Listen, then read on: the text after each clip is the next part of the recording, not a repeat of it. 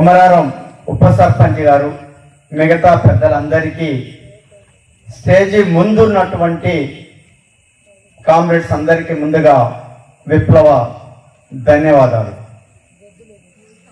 మన కొమరారం ఒక గ్రామానికే కాకుండా ఈరోజు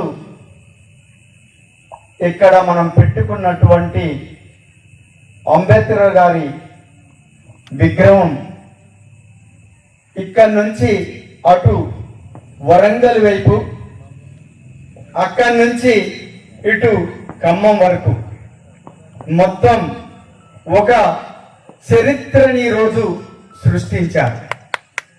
ఆ చరిత్ర స్వర్ణ అక్షరాలతోటి లిఖించదగినటువంటి ఒక చరిత్రగా నిలిచిపోయేటువంటి కృషిని కొమరారం వివిధ రాజకీయ పార్టీలు లేదా ప్రజానికం అందరూ కలిసి ఈ చరిత్రని సృష్టించినందుకు ముందుగా ఈ విగ్రహాన్ని ఆవిష్కరణకు వచ్చినటువంటి కాశీమన్నతోని సహా అందరికీ పేరు పేరున సిపిఎంఎల్ న్యూ డెమోక్రసీ తరపు నుంచి విప్లవ అభినందనలు, ధన్యవాదాలు తెలియజేస్తున్నాను.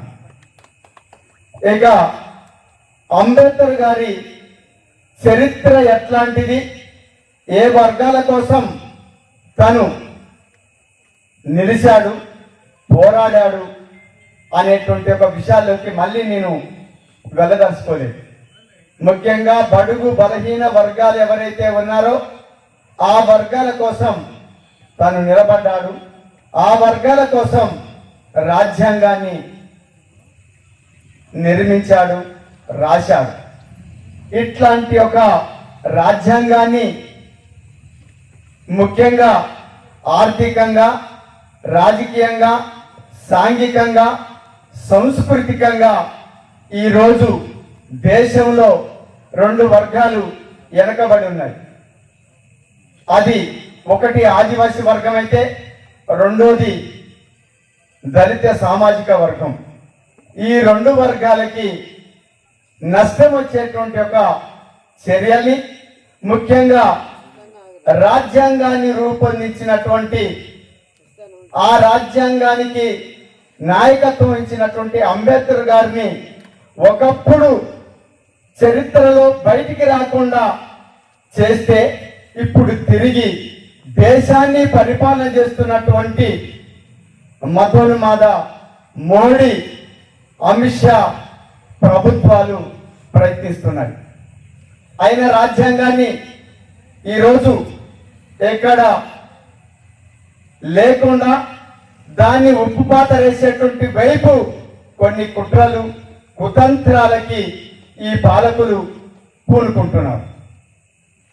దాని స్థానంలో మనువాద రాజ్యాంగాన్ని తీసుకురావడానికి ప్రయత్నం చేస్తున్నారు. అత్యంత ప్రమాదకరమైనటువంటి ఒక పరిస్థితిలోకి దేశాన్ని, దేశ ప్రజల్ని నెట్టివేపేటువంటి వైపు ప్రయత్నిస్తున్నటువంటి ఈ పాలకులకి వ్యతిరేకంగా మనందరం పోరాడాల్సినటువంటి, ఎదురు తిరగాల్సినటువంటి అవసరం ఉందా లేదన్నటువంటి ఒక విషయాన్ని మీరందరూ తెలియజేయాలి. అది సప్పట్ల ద్వారా తెలియజేయమనేటువంటి చెప్పి కోరుతున్నాం. ఇక మధ్య భారతంలో ముఖ్యంగా 89 రకాల ఖనిజ సంపదలు ఉన్నాయి. ఈ సంపదల్ని కాపాడేందుకు మనకు 5వ షెడ్యూల్ ఉన్నది. అది రాజ్యాంగ పరంగానే, చట్టపరంగానే కల్పించబడ్డాది.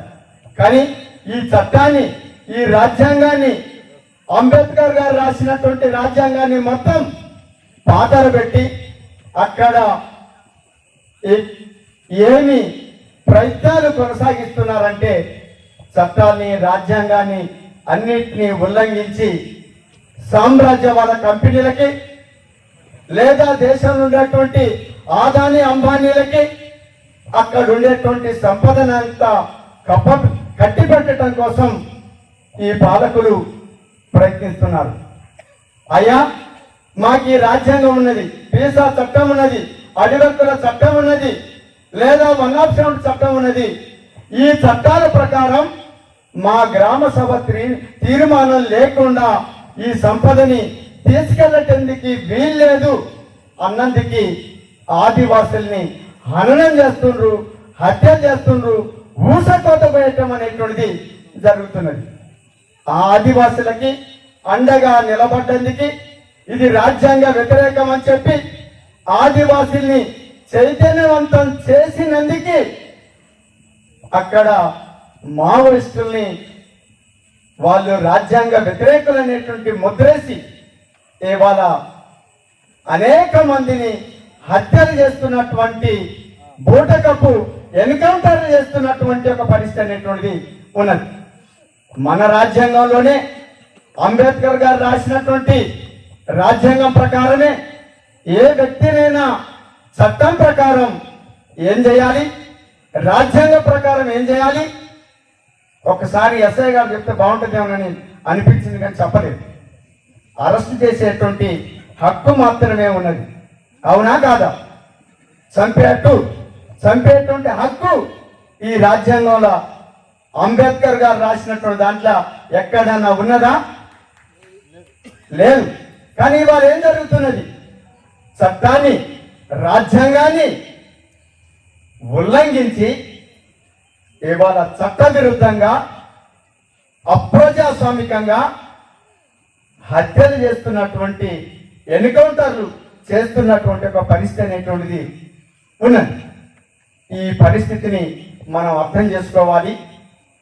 కాబట్టి ఇక్కడ కొమరారంలో ఉత్తగా పెట్టలే విగ్రహాన్ని, అంబేద్కర్ గారి విగ్రహాన్ని ఏదో ఇక్కడ విప్లవోద్యమం నుంచి బయటపడి అంబేద్కర్ ఎటువైపు ప్రయాణించిందో అటువైపు ప్రయాణించేందుకు చెప్పలే.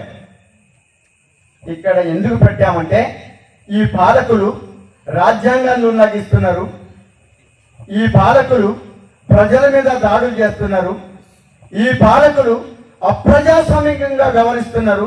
ప్రజలారా చైతన్యవంతం కాండి. ఈ రాజ్యాంగంలో రాసినటువంటి విషయాలని వర్గ పోరాటాలతోటి మార్క్సిస్ట్ వాపా చెప్పినటువంటి మార్క్స్, ఎంగెల్స్, లెనిన్, మావోలు ఎవరైతే ప్రపంచ నాయకులు చెప్పారో వాటన్నిటినీ మిళితం చేసి ఈ భారత పాలక వర్గాలు సామ్రాజ్యవాదులకి, ఈ దేశంలో ఉన్నటువంటి బడా భూస్వాములకి లేదా పెట్టుబడిదారులకి అనుగుణంగా వ్యవహరించడానికి రాజ్యాంగ ఉల్లంఘనకి పాల్పడుతున్నారు. కాబట్టి వీటిని రెండింటినీ ఉపయోగించుకొని భారత పాలక వర్గాల యొక్క నిజ స్వరూపాన్ని తెలియజేయటం కోసం, అర్థం చేపించడం కోసం ఇక్కడ అంబేద్కర్ గారి విగ్రహాన్ని పెట్టాము.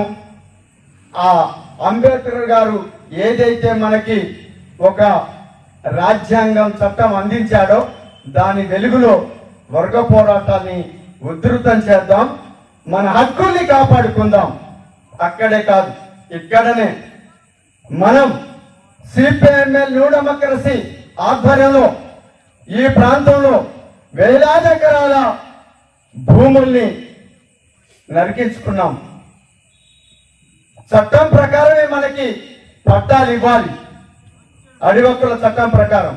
కానీ పట్టాలు ఇవ్వకపోగా తాతల నుంచి తరతరాలుగా జీవించి ఇక్కడ భూమి నరుకొని పేదలందరం చట్టం ప్రకారం సేద్యం చేసుకుంటుంటే ఆ భూముల్ని తిరిగి ఇవాళ ఈ పాలకులు చట్టవిరుద్ధంగా ఆక్రమించేందుకు ప్రయత్నం చేస్తున్నారు. ఆ చట్టం ప్రకారం ఈ భూమిని కాపాడుకుందాం, రక్షించుకుందాం, ఈ పాలకులకి వ్యతిరేకంగా పోరాడుదాం. అట్లాంటి పోరాటాలకి నాయకత్వం వహించుదాం, ఆ పోరాటాన్ని మరింత పదునెక్కిద్దాం అనే దానికోసం ఈ విగ్రహాన్ని ఇక్కడ పెట్టాం. అందుకోసమే మీరందరూ ఈ విగ్రహ నిర్మాణంలో కృషి చేసినటువంటి వారందరికీ పేరు పేరున మరొకసారి